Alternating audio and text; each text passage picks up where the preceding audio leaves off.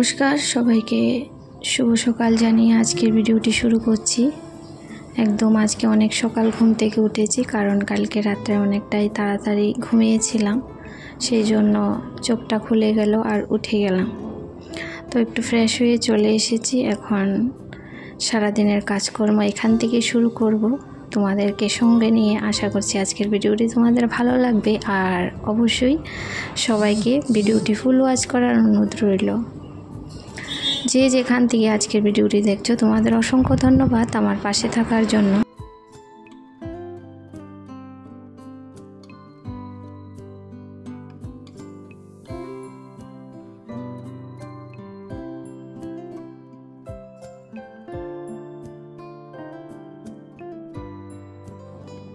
তো ঘুম থেকে যদি তাড়াতাড়ি ওঠা যায় অনেক সকাল, তাহলে কাজগুলো কিন্তু তাড়াতাড়ি শেষ হয়ে যায়।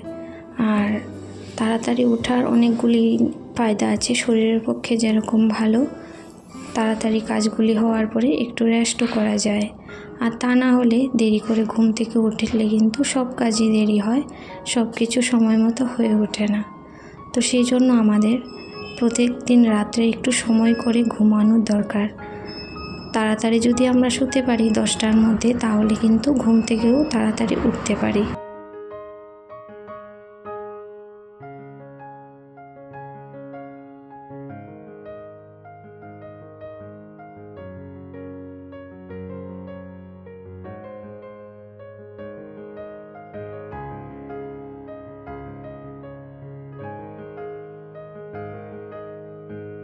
যে সকল বন্ধুরা আমার পরিবারে নতুন আসছো তোমাদের অসংখ্য ধন্যবাদ।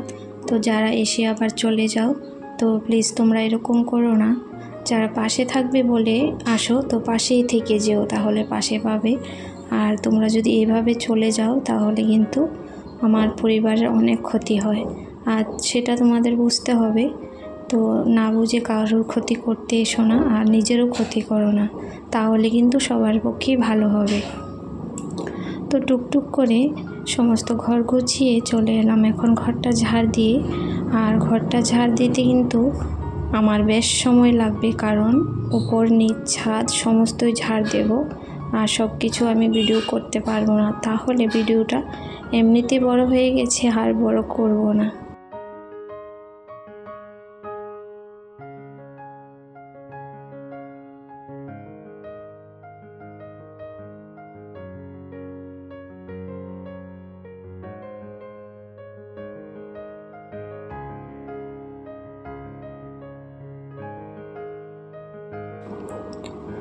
তো কালকে এই বিছানা আমার ভাইজি ছিল শুয়ে, তো আজকে বিছানাটা খালি, শুধু আমার ছোট ছেলে শুয়ে আছে। তো ও 2-3 দিন ছিল বলে ঘরটা একটু জমজমাট ছিল। আর কালকে বিকেলে ওকে নিয়ে গেছে আমার দাদা এসে, তো খুব খারাপ লেগেছিল কালকে যাওয়ার পর। ছোট্ট পুচকি, দেখো কোনো বাচ্চা যদি 2-3 দিন থাকে, সাথে সাথে মনটা কিন্তু বয়ে যায়। কিন্তু ওরা তো বুঝতে পারে না, সেই সব কিছু বুঝলেও বলতে পারে না, কিন্তু আমরা তো সবই বুঝি, আমাদেরও ভীষণ কষ্ট হয়। আর কষ্ট হলে সেটা কি করা যাবে, সেটা কিন্তু কোনো সময় অনুভব করতে দেওয়া যায় না কাউকে, তাই না? তো ঘরের সমস্ত নিচেও ঝাড়টার দিয়ে অনেক আবর্জনা ছিল ছাদে, 1 বস্তা, সেটাও ফেলে আসলাম।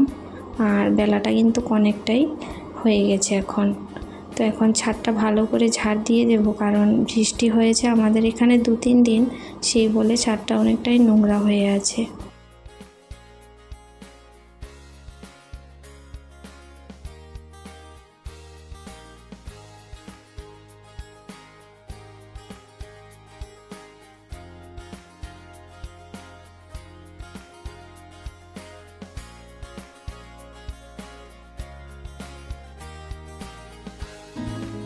তো আমি কিন্তু ছাদে ঝাড় দিচ্ছিলাম, আর ওরা কিন্তু ঘুরে ঘুরে দেখছিল যে কখন খাওয়ার সময় হবে।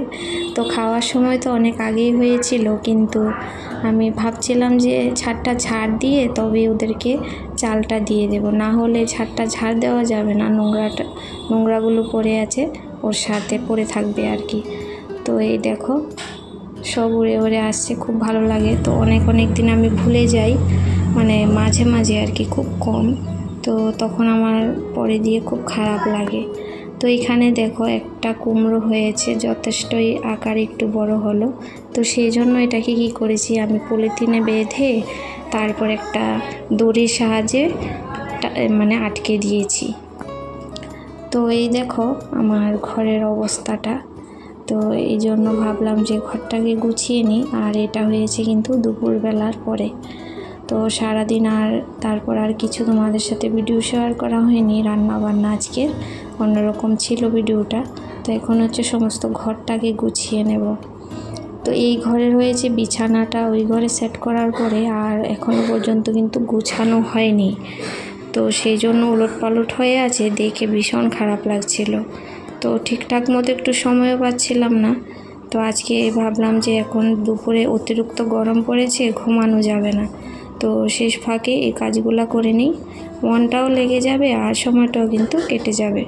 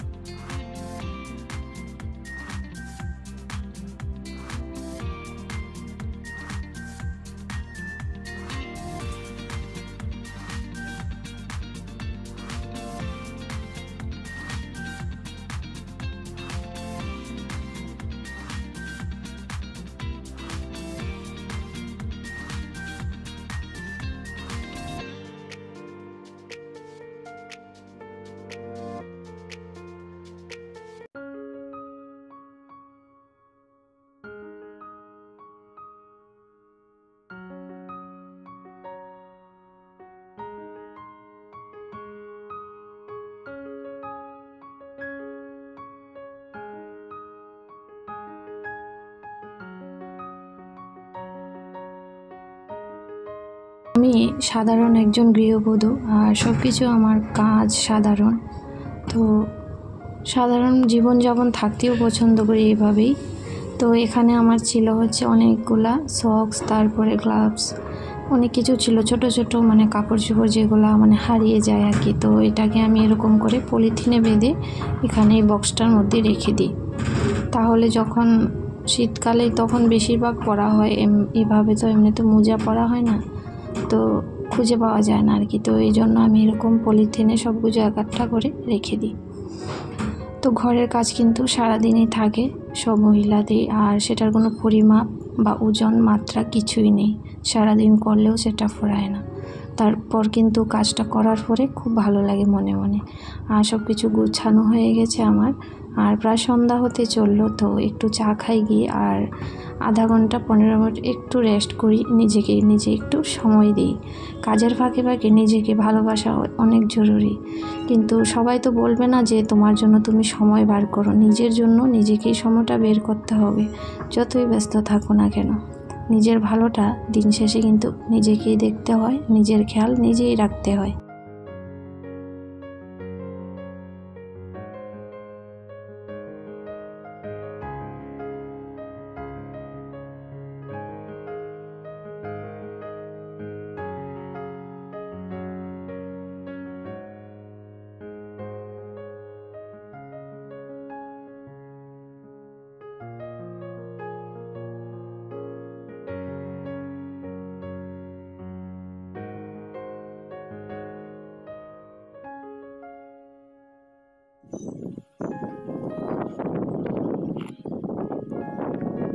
তো বাইরে এতটাই হাওয়া, খুব ভালো লাগছে ছাদে এসে। আর কলকাতা অন্যান্য জায়গা বলছে খুব গরম, বৃষ্টি নেই। আর আমাদের এখানে পরশুদিন রাত্রেও বৃষ্টি হয়েছে, কালকে দুপুরবেলা হয়েছে, আবার কালকে রাতেও হয়েছিল। মানে সেই বৃষ্টি, একদম পুকুর, খাল, বিল, নদী সমস্ত জলে ভরে গেছে। আর গরমটা অনেকটা কম আছে।